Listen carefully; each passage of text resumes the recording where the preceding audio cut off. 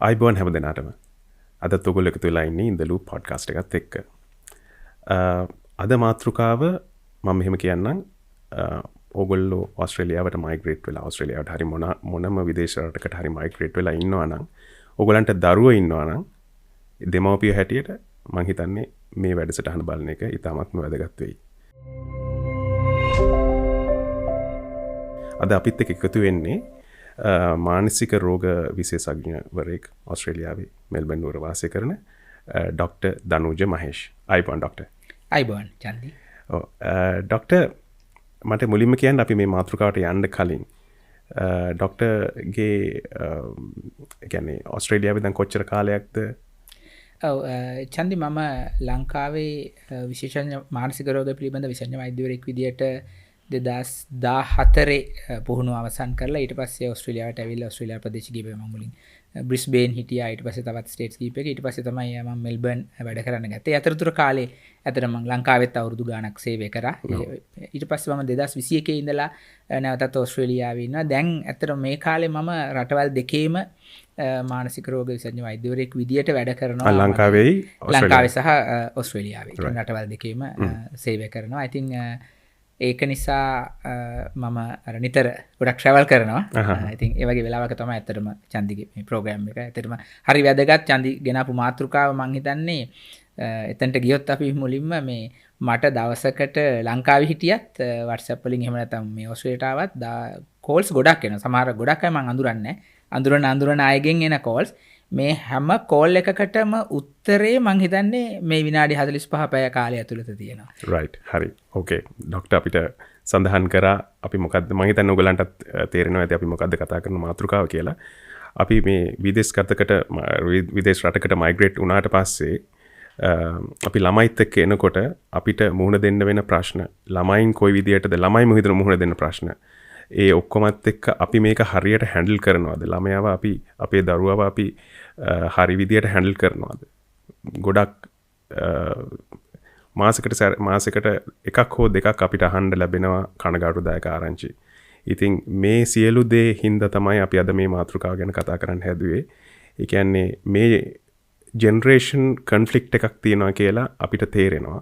ඒ conflict එක දෙමව්පියන්ටත් බරක් වෙනවා, දෙමව්පියන්ටත් මානසික වදයක් වෙනවා, සහ දරුවන්ටත් මානසික වදයක් වෙලා කනගාටුදායක පුවත් වලින් ඒ කතා සමහරලාවට අවසන් වෙනවා.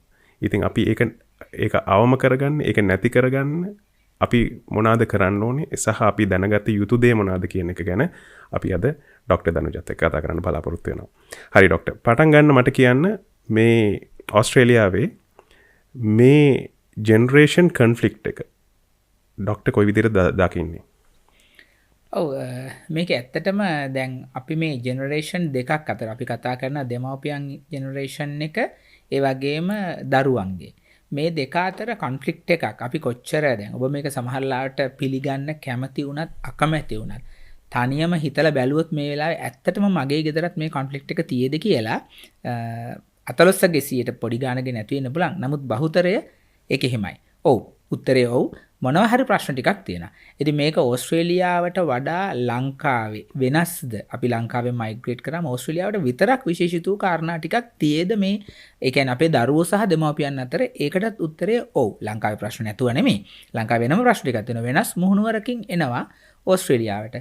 ඒ තමයි දැන් ඕස්ට්‍රේලියාවට මයිග්‍රන්ට්ස්ලා විදියට ආපු ශ්‍රී ලාංකිකයෝ අපි මෙහි ජීවත් වෙන අපි දන්නවා අපි හැමෝම හાર્ඩ්ෂිප්ස් වල යනවා කියන අමාරුවෙන් ගිහිල්ලා දියුණු වෙලා යම්කිසි තැනකට ඇවිල්ලා අපි බලාපොරොත්තු වෙනවා අපේ ළමයින්ව ඉහළම තැනකට ගෙනියන්න. මේකේ කිසිම වරදක් නැහැ. දැන් කවුරු කියනවා නම් ඒක වැරදි කියලා ඒක බොරුවක්. අපි හැමෝම කැමති දෙයක්.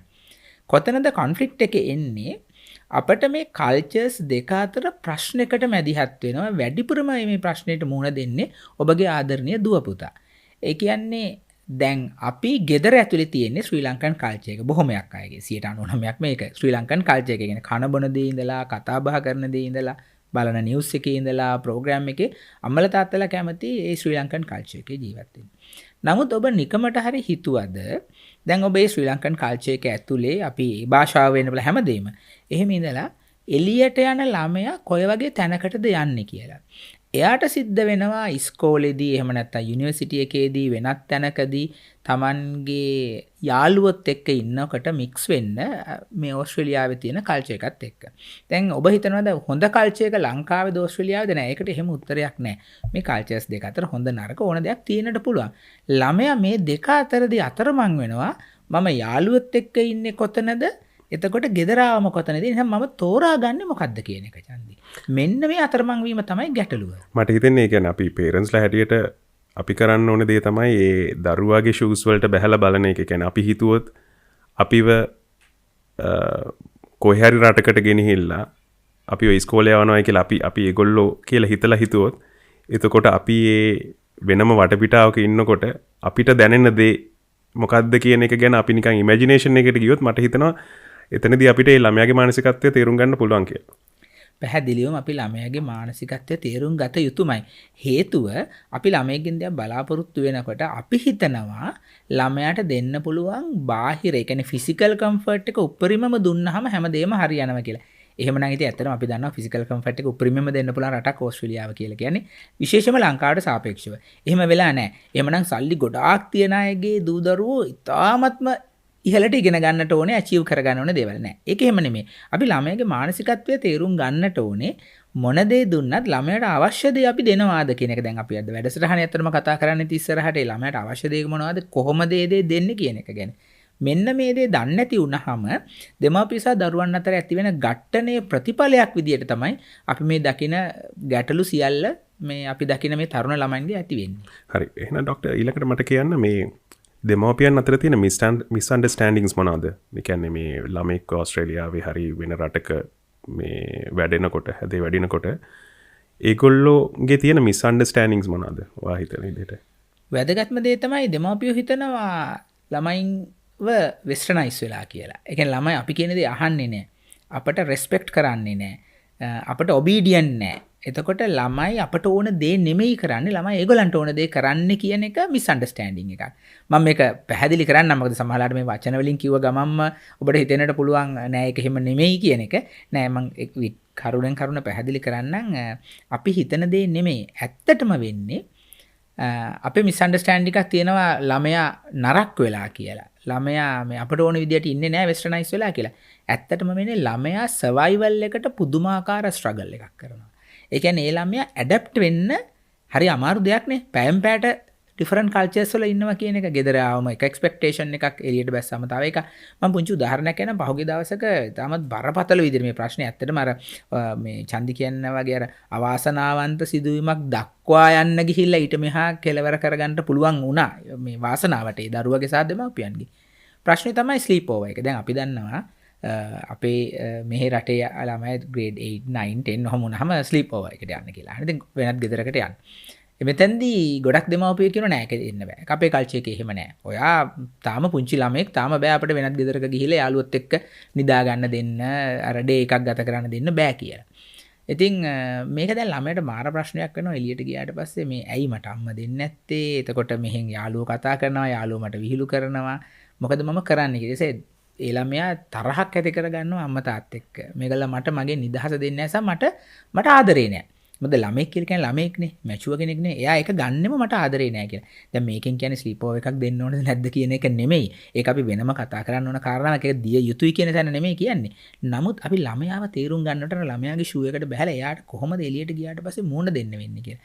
මොකද අපි ඩිපෙන්ඩන්ට් කල්චර් එක හැදිච්ච දෙමව්පියෝ අපේ අම්මලා තාත්තලා අපට මං හිතන්නේ අවුරුදු 20 25 වුණත් බත් අනලා කවන මට්ටමක් තියෙනවා. නමුත් මේ රටේ තියෙන ඉන්ඩිපෙන්ඩන්ට් කල්චර් එකක් පුංචි කාලේ ඉඳලා ළමයට උගන්වනවා ඔයා ඉන්ඩිපෙන්ඩන්ට් වෙන්න. ඔයා තමන්ගේ දේ හරියට තනියම කරගන්න පුරුදු වෙන්න. ඉතින් ওই දෙක අතර ගැටුමක් එනවා. ඉතින් ළමයිගේ මේ தত্ত্বය මේ ප්‍රකාශනය ඒගොල්ලෝ එක්ස්ප්‍රස් කරනවා අනිත් එක. ඒ මොකද අර ඉන්ඩිපෙන්ඩන්ට් මේගොල්ලන්ගේ පර්සනැලිටි එක අපි හැමදේම කියන්න ඕනේ. එලිපිට කියන්න ඕනේ. දැන් අපි දන්නවා දැන් ලංකාවේ කල්චර් එක ගත්තාම අපි සමහරලාට දෙමාපියන්ට ගුරුවරුන්ට දේවල් කියන්න බයයි. මෙහෙ කියන්නේ නැහැ. හැමදේම කියන්න ඕනේ. තමන් එක්ස්ප්‍රස් කරන්න. එතෙන්දී අම්මලා තාත්තලා හිතනවා ඒගොල්ලෝ අන්ඩර්ස්ටෑන්ඩ් කරගන්නවා වැරදියට මේ ළමයා දැන් අපේ කන්ට්‍රෝල් එකෙන් පිටට යනවා කියලා. ඇත්තටම මේ ළමයා ඇඩැප්ට් වෙන්න පුදුමාකාර විදිහේ ස්ට්‍රගල් එකක් කරනවා. ડોක්ටර් දැන් ඔය දෙමාපියන්ගේ පැත්තනේ. ළමයි ඇත්තටම මොනවද එක්ස්පෙක්ට් කරන්නේ දෙමාපියන්ගෙන්?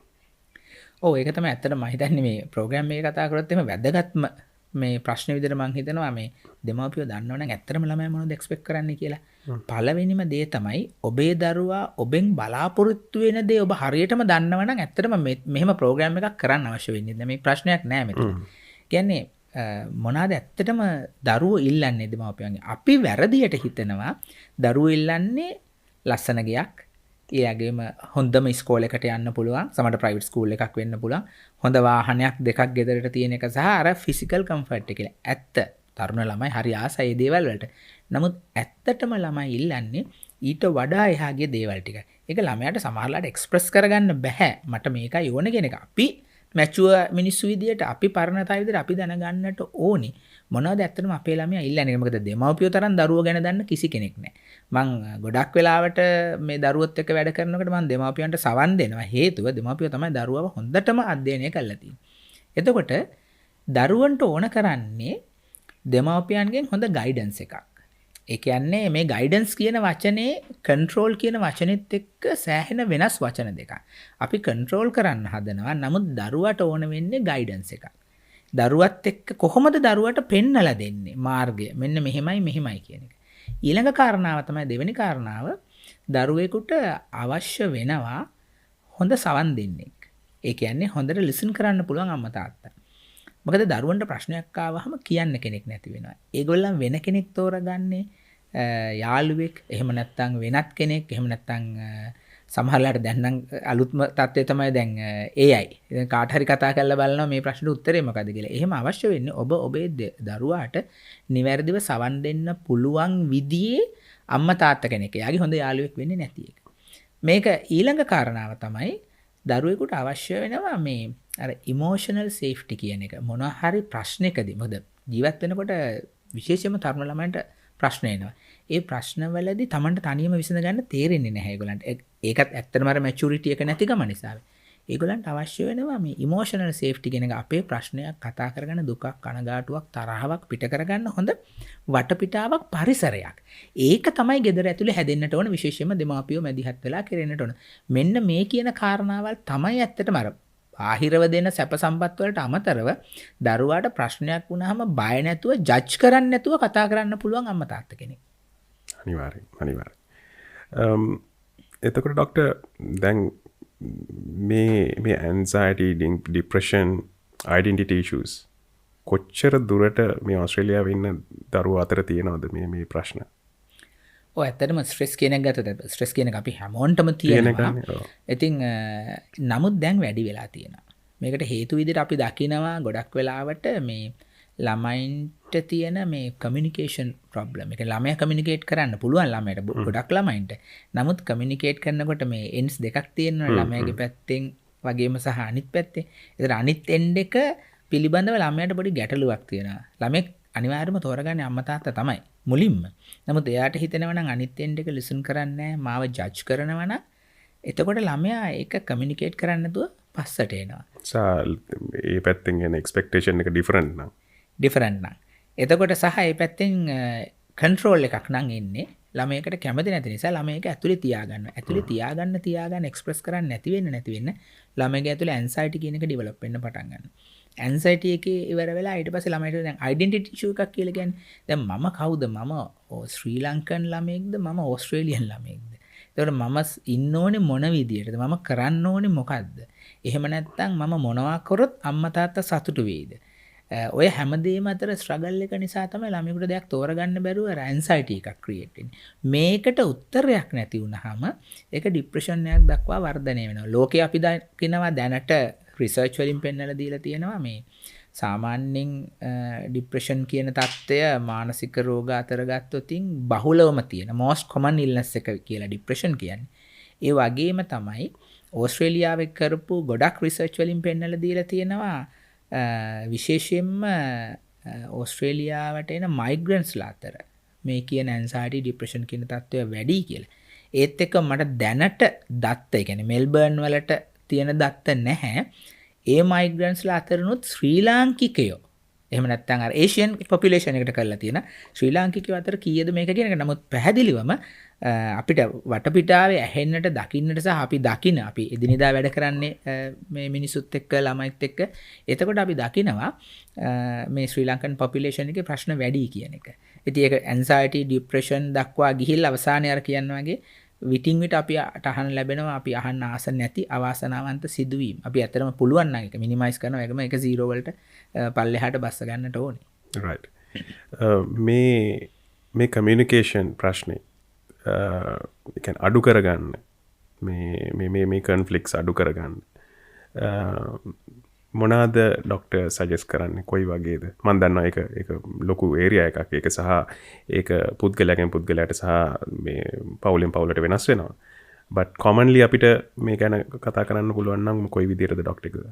ඔව් මම හිතන්නේ ඒකට උත්තරේ චන්දි දැන් ඔබ මේක නරඹන ඔබට හිතෙනවා නම් කොහොමද දැන් අපි මේ කතා කරේ ප්‍රශ්නේ විතරයිනේ. මොකද්ද කරන්න ඕනේ කියන එක තමයි ඇත්තටම මේ වෙලාවේ ඔළුවට එන ප්‍රශ්නේ. ඒතර කරන්න ඕන දේ තමයි දරුවට හොඳ යාළුවෙක් වෙන්නට ඕනේ. ඒක දැන් කොහොමත් අපිට හිතන්නට බැහැ අර ඔතොරිටේටිව් පේරන්ටින් කියන එකක් තියෙනවනේ. අපි ළමයාට කියනවා මේක තමයි කරන්න ඕනේ මේ විදිහට තමයි ඉන්න ඕනේ කියලා. ඒක තිබුණා මීට මම හිතන්නේ අවුරුදු 30කට 40කට කලින් විශේෂයෙන්ම අපි ලංකාවේ ජීවත් වෙන කාලේ කියන්නේ දෙමව්පියෝ වැඩිහිටියෝ ලංකාවෙන් ආපු අයනේ ඉන්නේ. ඒ කාලේ අපේ දෙමව්පියන්ගෙන් අපිට තිබුණා ඒක ඔතොරිටේටිව් සහ ඒක සමාජය සහ පුද්ගලයා අපි විසින් ඒක ඇක්සෙප්ට් කරා. එතන ඒ නිසා ඒක අතර කොන්ෆ්ලික්ට් එකක් ආවේ නැහැ. මොකද එහෙ දෙන එක අපි පිළිගන්නවා. නමුත් දැන් ලෝකේ වෙනස් වෙලා තියෙනවා. එතකොට දැන් ළමයි විශේෂයෙන්ම මේ තරුණ අය සූදානම් නැහැ අම්මා තාත්තා කිව්වා කියලා හැම එකම මේ විදිහට පිළිගන්න. එතෙන්දි තමයි අර හොඳ යාළුවෙක් වුණාම මොකද එතකොට අර ඔතොරිටේටිව් කියන පැටර්න් එකෙන් නෙමෙයි. ඒ රෝල් එකෙන් නෙවෙයි අම්මා තාත්තා දිහා දකින්නේ මට උදව් කරන්න ඉන්න කෙනෙක් විදියට. ඉතින් එතකොට දැන් අර සමහරලාට යාළුවෝ කියන්නේ වහනවා අම්මා තාත්තා කියන එක අහන්නේ නැහැ කියලා කතාවක් තියෙනවා. යාළුවෝ කියන එක අහන. ඇයි ඒ? ඒ කියන්නේ ඒක යාළුවා නිසා නෙමෙයි. ඒ කමියුනිකේෂන් එක වෙන විදිය වෙනස්. ළමයා කම්ෆර්ටබල් ඒ කමියුනිකේෂන් එක වෙන විදිහ. ඉතින් අපිට පුළුවන් නම් ඒක දැන් මේකෙන් එහෙම කතා කරා කියලා ඔබගේ දරුවා කවදාවත් කියන්නේ රෙස්පෙක්ට් එක නැති වෙනවා කියන දැනකට එහෙම යන්නේ නැහැ. ඒක නෙමෙයි ඇත්ත කාරණාව. දැන් අපිට තාත්තට බයයි මෙයා මට රෙස්පෙක්ට් එක නැති වේද මෙයාගේ යාළුවෙක් මට්ටමින් හිටියොත් කියලා නෑ. ළමයට හරි කම්ෆර්ටබල් ගෙදර අම්මා තාත්තා එක්ක කතා කරන එක. ඒක දරුවෝ පැහැදිලිව කියලා තියෙන. එහෙම බැරි වුණාම තමයි ළමයි වෙනත් මාර්ග තෝරගන්නේ. අපි දැන් ඇත්තටම කතා කරනවානේ මේ කියපු අර ලෙඩවල් ගැන විතරක් නෙමෙයි. අපි ඇත්තටම කතා කරන්න ඕන එකක් දැන් තියෙන ලොකු ප්‍රශ්නයක් තමයි සබ්ස්ටන්ස් ඉෂුව එක.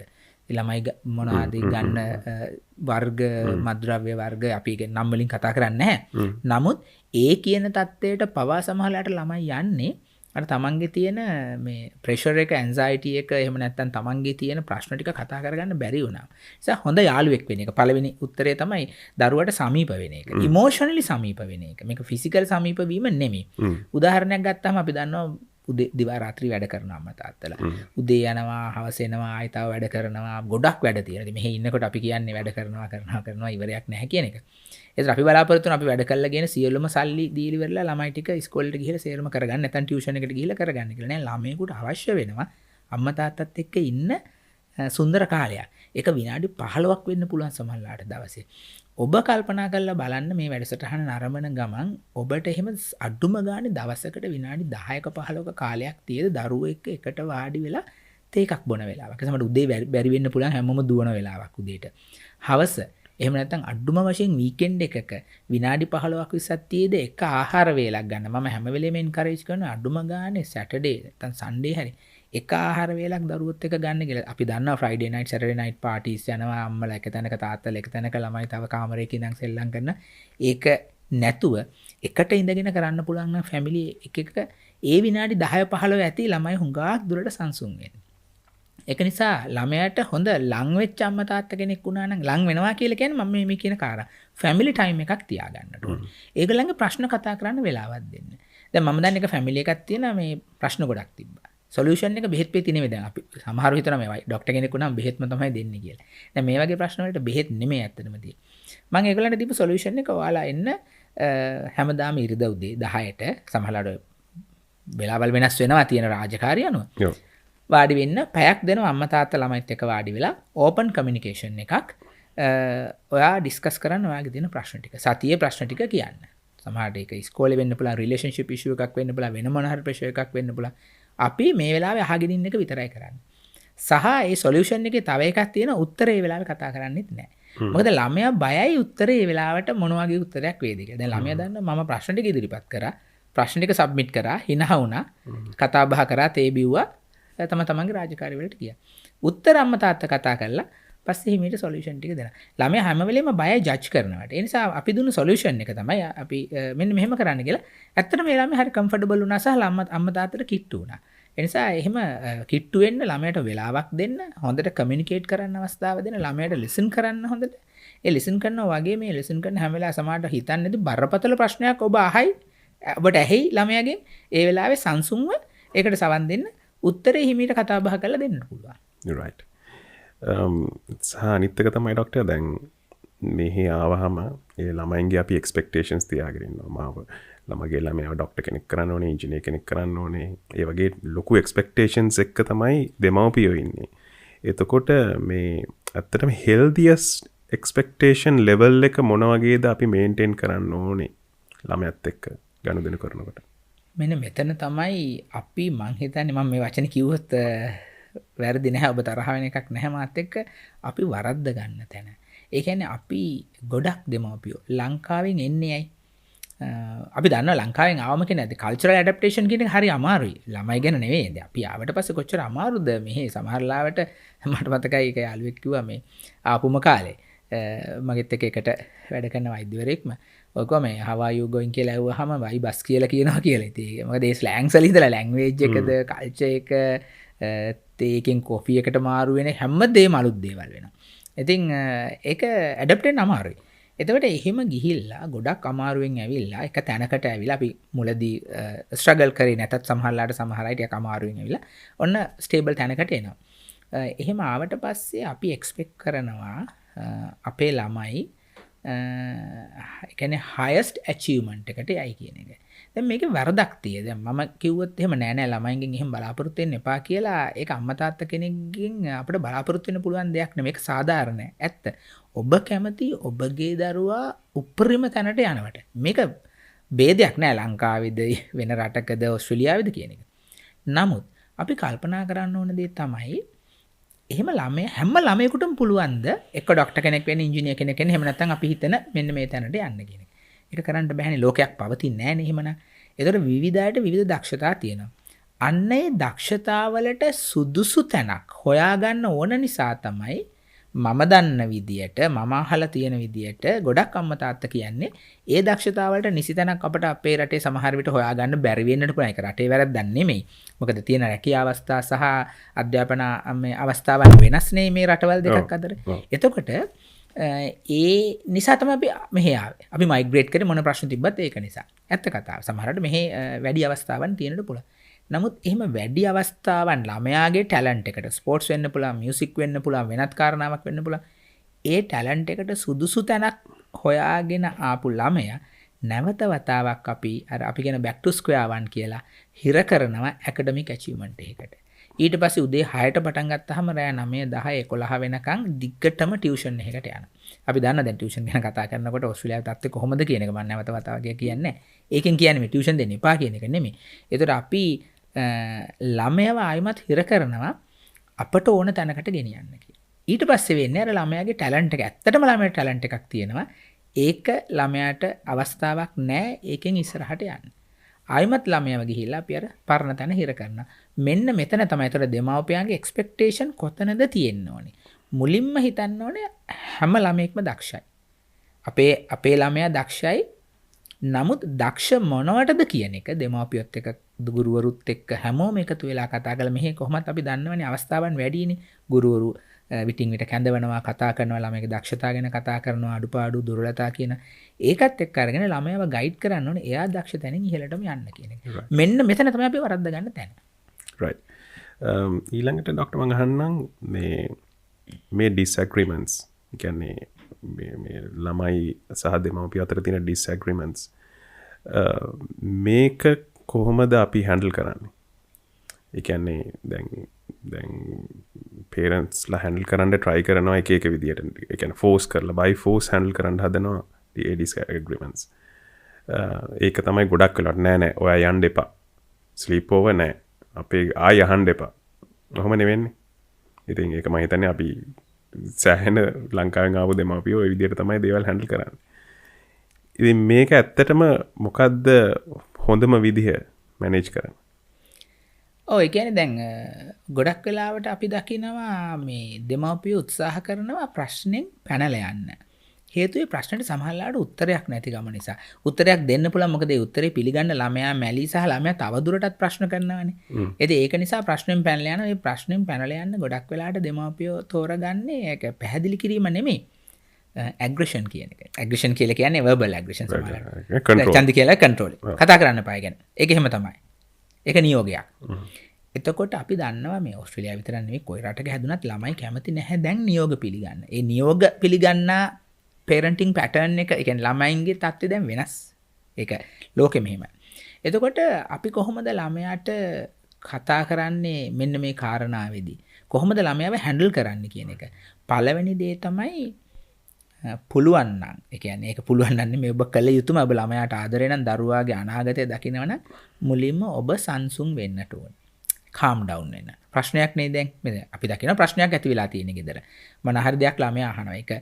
ඒක ස්ලීප් ඕවර් එකද ෆිල්ම් එකද ට්‍රිප් එක යන්නේ එකද මොන හරි දෙයක් වෙන්නට පුළුවන්. අහනකොට මුලින්ම Taman සංසුන් වෙන්න ඕනේ. දෙවෙනි කාරණාව ඔබ ජජ් කරන්න යන්නට එපා දරුවාව. ඒ කියන්නේ මේ දරුවා මේ නරක දෙයක් අහනවා එහෙම නැත්නම් සමහරවිට දරුවා අහන දේ කරන්න දෙන්න බෑ. වැරදි දෙයක් වෙන්නත් පුළුවන් සමහරවිට. එහෙමත් දේවල් තියෙනවා. නමුත් ඒ වෙලාවේ ජජ් කරන්න යන්න එපා දරුවා. කාරණාව විතරක් ජජ් කරන්න. මම හිතන්නේ මම කියන කාරණාව පැහැදිලි චන්දික. දරුවව නෙමෙයි ජජ් කරන්න ඕන දරුවා ගේන පොයින්ට් එක. ඒකත් එක තමයි අපි කතා කරන්නේ. ඊළඟ කාරණාව තමයි හුඟක් දෙමාපියන්ට මොනවා කිව්වත් මේක අහන ඔබ දැන් සමහරට මේක අහනවා හිතට ගන්නවා. නමුත් ආයෙමත් ප්‍රශ්න ආපු වෙලාවට අපි කලබලයටපත් වෙනවා. ඒ නිසා මම කියන දේ තමයි උත්තරයක් දෙන්න හෝ ළමයාට රෙස්පොන්ඩ් කරන්න කලබල වෙන්න එපා. අපි ගොඩක් වෙලාවට කියන දේ තමයි මේ වෙලාවට ඔබ ඉමෝෂනල් වෙනවා. දෙයක් දැනගත්ත ගමන් දෙයක් අහපු ගමන් සමහර වෙලාවට අපිට ඉක්මනට දුක තරහ කියන එක ඇති වෙනවා. අපි දුකක් තරහ ළමයිගේ ප්‍රශ්නයක් දැනගත්තා. අපි හිතමු රිලේෂන්ෂිප් එකක් කියලා නැත්නම් වෙන දෙයක්. එතකොට මේ නැත්නම් සබ්ස්ටන්ස් ඉෂුව එකක් කියලා හිතමු. අපි එහෙම දැනගන්න සමහර වෙලාවට. එතකොට අපි කාලබල වෙලා තරහ ගිහිල්ලා දුක හිතන එක වෙන්න පුළුවන්. මොකද ඒක ඔටෝමැටිකල් වෙන දෙයක්. ඒ වෙලාවේ ප්‍රශ්නට උත්තරයක් හොයන්න ගියොත් 99%ක්ම වැරදි උත්තරයක් අපි හොයාගන්න. ඒ වෙලාවට අපි කාලයට ඉඩ දෙන්න. ඒක දවසක්ද පැයක්ද පැය භාගයක්ද එහෙම නැත්නම් සතියක්ද කියන එක ඔබ ප්‍රශ්නේ අනුව තීරණය කරන්න පොඩ්ඩක් කල් ගන්න. ඔබ මුලින් සංසුන් වෙන්න.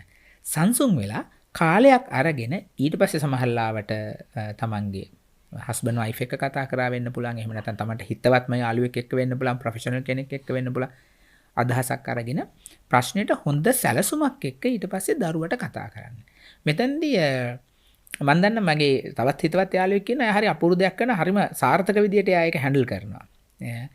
එයාට ප්‍රශ්නයක් වුණාම දරුවෙක්ගේ එයා ප්‍රශ්නේ දැනගන්නවා. එයා මේක කල් දානවා.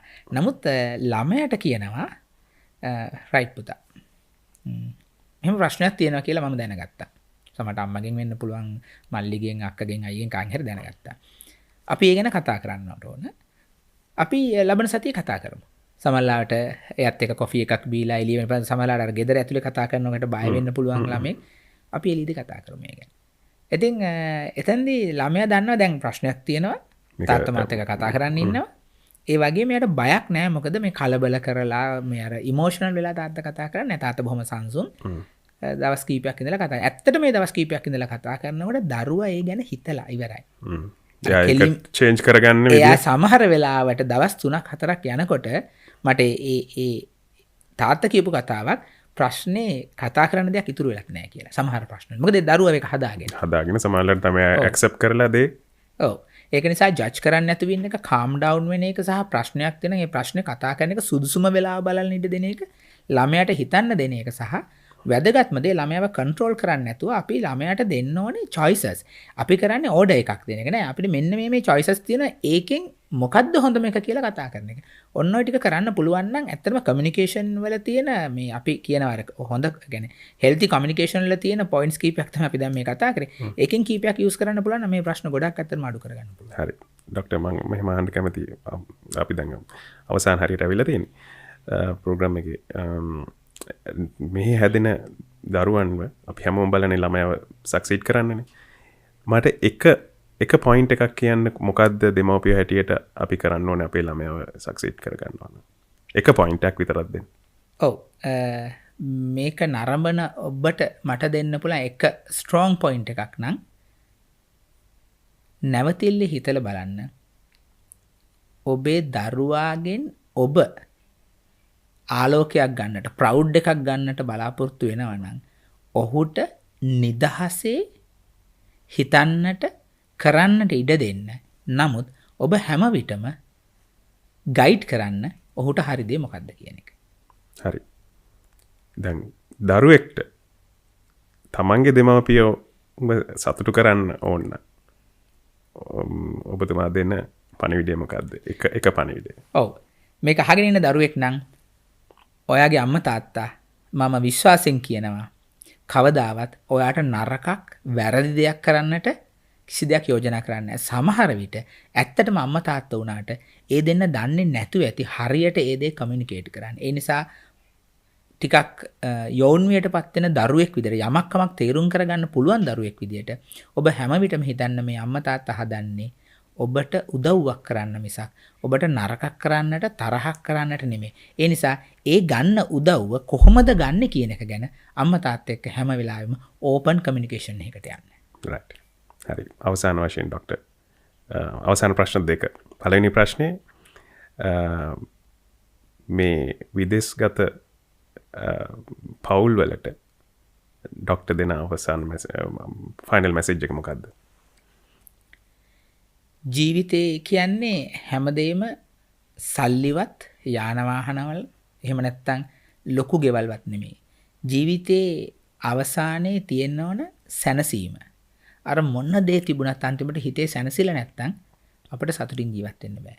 ඒ හිතේ සැනසුම ගන්න නම් බර සල්ලි කියන එක අපට අවශ්‍යයි. බාහිර සප සම්පත් අවශ්‍යයි. ඒ සියලුම දේට වඩා මුල් තැන දෙන්න පවුලක් විදියට එකට ජීවත් වෙන එක, සමාජයක් විදියට එකට ජීවත් වෙන එක. ඒ නිසා හැම වෙලාවෙම සල්ලි කියන එක, සැප සම්පත් කියන එක පැත්තකින් තියලා තරාදී ඒ වගේම බරක් දෙන්න තමන්ගේ හිතේ සතුට සහ සැනසෙල්ල වෙනුවෙන්. රයිට්. මගේ අවසාන ප්‍රශ්නයට යන්න කලින් ડોක්ටර් කවුරු හරි දෙමාපියෙක්ට හරි දරුවෙක්ට හරි කිසියම් කෙනෙක්ට ડોක්ටර්ව සම්බන්ධ කරගන්න ඕන නම් සමහරට දැන් ડોක්ටර් කිව්වා ලංකාවෙත් ප්‍රැක්ටිස් කරනවා මෙහෙත් ප්‍රැක්ටිස් කරනවා කියලා. ડોක්ටර් සම්බන්ධ කරගන්නවා නම් කොහොමද අපි කරන්නේ? ඔව් මම හිතන්නේ මට පුළුවන් සම්බන්ධ කර ගැනීම සඳහා අවශ්‍ය අංකයක් මේ වැඩසටහන ඉවර වෙලා මම ලබා දෙන්නම්. ඡන්දි. එතකොට ඒක ලබා දෙන්න පුළුවන්. ඉතින් අවශ්‍ය උපදේශක් ඕන නම් අවශ්‍ය මොන හරි තොරතුරක් ගන්නට ඕන නම් එහෙම නැත්නම් ගොඩක් වෙලාවට මේ උපදේශක් තමයි අවශ්‍ය වෙන්නේ. ඒ වගේ දෙයකදී මම සූදානම් උදව් කරන්න. මොකද අපි හැමෝම ශ්‍රී ලාංකිකයෝ අපි හැමෝම එකට ඇවිල්ලා මේ අමාරුවෙන් මේ රටට ඇවිල්ලා දැන් යම් කිසි තැනකට වෙලා මේ හොඳට ඉන්නවා. ඉතින් අපි හැමෝම කැමති එකිනෙකාට උදව් කරගන්නට මම ලබා දෙන්නම් ඡන්දේ අංකය. හරි. අවසාන ප්‍රශ්නේ ડોක්ටර්. අපි හිතමු අපේ මේ දෙමව්පියෝ කාට හරි මෙහෙම ප්‍රශ්නයක් තියෙනවා කියලා තේරෙනවා. එහෙම ප්‍රශ්නයක් තියෙන කෙනෙක්ට ડોක්ටර් දෙන මෙසේජ් එක මොකක්ද? කොතනින්ද අපි මේක පටන් ගන්න ඕනේ? මේ ඒ ප්‍රශ්නෙට විසඳුමක් හැටියට විසඳුමක් අපි හොයනවා නම්. ඡන්දි මම එක ක්ලියර් ස්ට්‍රෝං මෙසේජ් එකක් දෙන්නම්. ප්‍රශ්නයක් තියෙනවා කවදාවත් ඒක හිර කරගෙන ඉන්න එපා. මොකද මේ ප්‍රශ්නේ හිර කරගෙන හිටියොත් පුපුරල යන්නේ අපි හිතන්නේවත් නැති තැනකින්.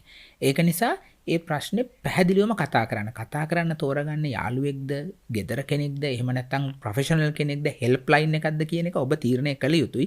නමුත් අනිවාර්යයෙන්ම ප්‍රශ්න කතා කරන්න. ප්‍රශ්නේ එළියට දෙන්න, කතා කරලා විසඳුම හොයාගන්න. right. Dr. Danuja Mahesh, thank you very much අපේ මේ podcast එකට අද ඇවිල්ලා. මේ ඇත්තටම හරිම සෙන්සිටිව් මාතෘකාවක්. අපි ගොඩක් දෙනෙක් ප්‍රශ්නෙට උත්තර හොයන මාතෘකාවක් ගැන අපිත් එක්ක මේ සාකච්ඡාව කිරීමට පැමිණීම පිළිබඳව. Thank you Chandi. අපි ආයෙත් දවසක හම්බෙමු. මේ මට හිතෙනවා මේකට තවත් මේ ප්‍රශ්නේ අදාළවම මේ මාතෘකාවට අදාළවම දෙමව්පියන්ටත් දරුවන්ටත් තවත් ප්‍රශ්න ඇති. ඔයගලට මොන හරි තියෙනවා නම් කමෙන්ට් කරන්න. සහ අපිට පුළුවන් නැවතත් ડોක්ටර්ව සම්බන්ධ කරගන්න. ඉතින් ඔව් එහෙනම් අපි අදට ගිහිල්ලා එන්නම්. අවසාන වශයෙන් නැවතත් thank you doctor අපි podcast එකට සහභාගී වුණාට. Thank you Chandi. Thank you.